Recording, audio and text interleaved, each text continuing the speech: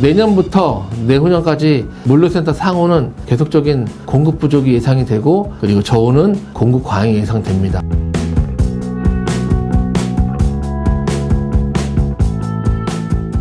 네, 이번 시간은 물류부동산의 현재 시장 동향하고 향후 전망에 대해서 말씀드리겠습니다. 현재 시장 동향은 프라임급 물류센터의 이동 추세입니다. 최근에 저희가 연면적 10,000평 이상의 물류센터를 조사해 봤는데 공실률이 5% 미만으로 지금 나타나고 있습니다. 5% 미만이라는 얘기는 현재 물류센터가 현재 부족하다는 뜻입니다. 이거는 이제 상온 기준이고요. 저온은 좀 다릅니다. 그리고 이제 두 번째로는 혼합형 물류센터가 공급이 증가되고 있습니다. 그러니까 상온 플러스 저온. 예전에는 대부분이 상온이었습니다, 센터. 근데 최근에 작년부터 이제 저온 시장이 커지면서 지금 이제 물류센터가 요즘 생기면 기본적으로 상저온은 복합입니다. 특히 비율은 제일 많은 게 한 6대4, 7대3 정도. 근데 그 저온이 들어온 방향이 시장성보다는 사실 현재는 그 물류센터 부지가 워낙 가격이 오르다 보니까 수익성을 맞추기 위해서 저온을 넣는 경우가 많습니다. 그러다 보니까 실제 저온이 필요한 업체에서는 현재 좀 부족한 상태고, 그리고 지금처럼 수주를 맞추기 위해서 물류센터를 개발하시는 분들한테는 또 저온이 공급이 많아서 공실의 리스크가 많고 서로가 약간 대조적입니다. 그리고 노후물류센터는 지금 그 공급 강의로 지속적인 공실 증가하고 임대료가 하락하고 있는데, 사실은 지금 현재 노후물류센터는 사실 거의 없고요. 그리고 기존에 이제 이 부분을 좀 찾는 업체들도 있습니다. 뭐냐면 아무래도 시설이 컨디션이 안 좋기 때문에 임대료가 조금 낮아서 또 나름대로 또 이렇게 공실이 있는 노후물류센터 찾는 부분들이 있고요. 앞으로는 노후물류센터를 주변에 부지나 이런 부분들을 좀 약간 매수해서 리모델링 하는 거, 그런 부분들도 좀 검토를 좀 하고 있는데, 그 부분은 되게 제한적이더라고요.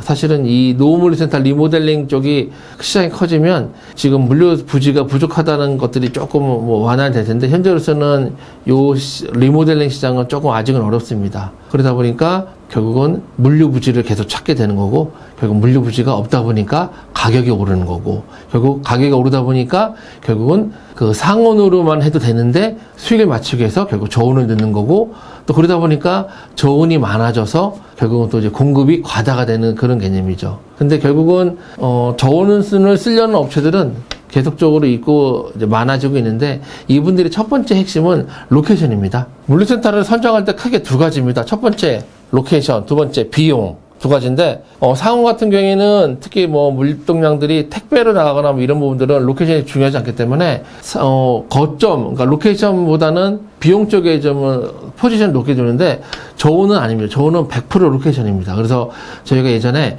좀 거리가 먼 위치인데 임대료를 좀 저렴하게 해서 진행을 한번 했었는데, 결론적으로는 일일 최소한 3배송, 4배송을 원했는데 거리가 멀다 보니까 하루에 1배송도 어렵다. 거리가 멀어서 결국은 저렴한 임대료에도 불구하고 진행이 좀 어려웠었어요. 그래서 저온센터를 하실 때는 일단은 가장 수도권에 가까운 근접한 그런 곳 하셔야 되는데, 사실 이런 땅 구하기가 힘들죠. 또 더구나 이런 땅을 구한다 하더라도 땅값이 높기 때문에 임대료가 굉장히 폭발적으로 올라가는 그런 상황이 됩니다.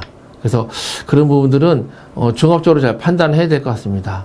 그리고 현재까지는 주로 이제 임차인, 얼마 전까지만 해도 임차인이 이제 시장을 주도하고 주로 임차인들이 계약의 어떤 주도권을 잡았는데, 지금 현재는 임차인보다는 임대인 쪽으로 시장이 조금 가고 있는 상황입니다. 이유는 하나입니다.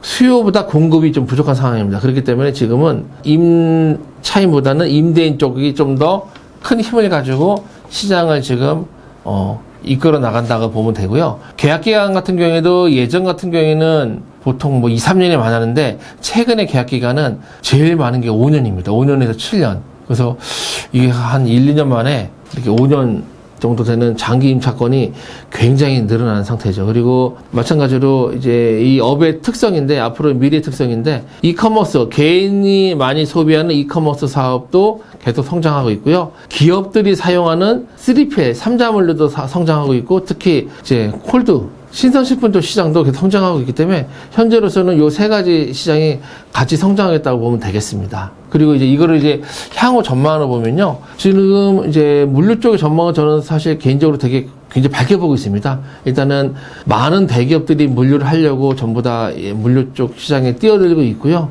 그 다음에 아까 말씀드린 것처럼 그 경기가 어려우면 어려울수록 그리고 불황이 오면 올수록 결국은 개인은 같은 상품을 저렴하게 살 수 있는 이커머스를 좀 더 사용을 할 것이고, 그리고 상품도 저렴하지만 굳이 내가 이걸 발품 팔아서 사러 가거나 어떤 이런 시간적인 비용적인 걸 줄일 수 있습니다.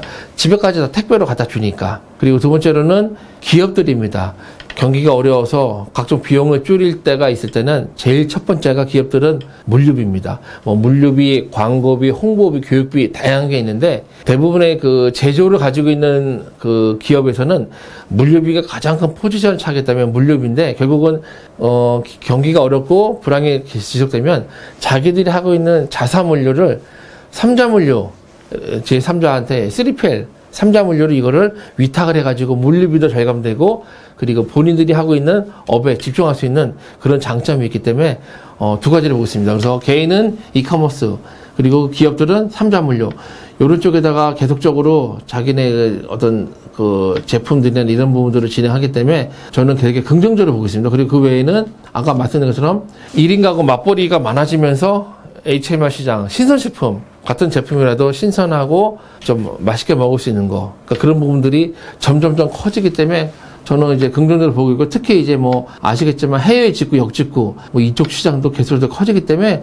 저는 향후 물류적인 향후 전망은 계속적으로 성장은 지금보다 더 많이 더 빠르게 될 것 같고, 특히 코로나가 먼저 끝날지 모르겠지만 코로나가 끝나든 끝나지 않던 물류 시장 관련해서는 향후 전망은 굉장히 밝게 그리고 빠르게 성장할 거라고 보고 있습니다. 그리고 물류센터 관련해서는 지금 대형센터가 계속적으로 많이 좀 필요한 상태입니다. 예전 같으면은 보통 뭐 2,000평, 3,000평이 제일 많았는데 요즘에는 제일 많이 찾는 평수가 5,000에서 7,000평, 10,000평도 많이 찾거든요. 그래서 저희가 최근에도 대형 평수들을 계약을 되게 많이 했는데 결론적으로는 대형센터가 앞으로의 이제 핵심이고 또 계약 기간 자체도 기본적으로 5년을 가기 때문에 앞으로 이제 물류 관련해서 어떤 뭐 투자나 물류센터 관련 시장에 대해서는 굉장히 좀 긍정적으로 보고 있습니다. 그리고 현재도 그렇지만 앞으로도 결국은 그 물류 산업의 성장에 대비해서 공급은 좀 제한적이고 공급의 속도가 좀 낮기 때문에 중장기적으로도 물류센터의 공실은 좀 지금처럼 계속 좀 적을 거라 생각되고 특히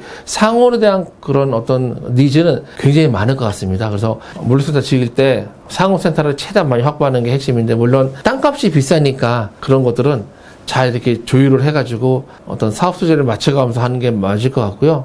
그 다음에 앞으로 이제 이슈가 되는 게 딱 하나가 있습니다. 저온센터거든요. 결국은 신선식품은 계속 커지고 있지만 결국은 저온센터의 공급 속도가 더 빠르기 때문에 현재 바란스가 안 맞아서 공실이 생기는 부분이고 또 하나는 그 저온을 원하는 위치에서 많이 찾고 있는데 실제로 지금 저온이 나오는 데는 외곽이 많습니다. 그러다 보니까 서로 매치가 안 되는 부분인데 이 부분도 결국은 시간이 어느 정도 흘러가면은 뭐 해결이 될 거라 생각하는데 수도권에 가까운데 뭐 인천, 부천, 뭐 안산, 뭐 시화 뭐 이런 쪽으로는 그래도 뭐 완공일로부터 뭐 1년 안에 정도면은 저온도 찰 것 같은데 그 외곽지대에는 조금 더 긴 시간을 둬야 되지 않을까 생각이 듭니다. 그래서 저는 향후 전망은 지금처럼 물류부동산 상호는 계속적으로 부족할 것 같고 저온은 극과 극이죠.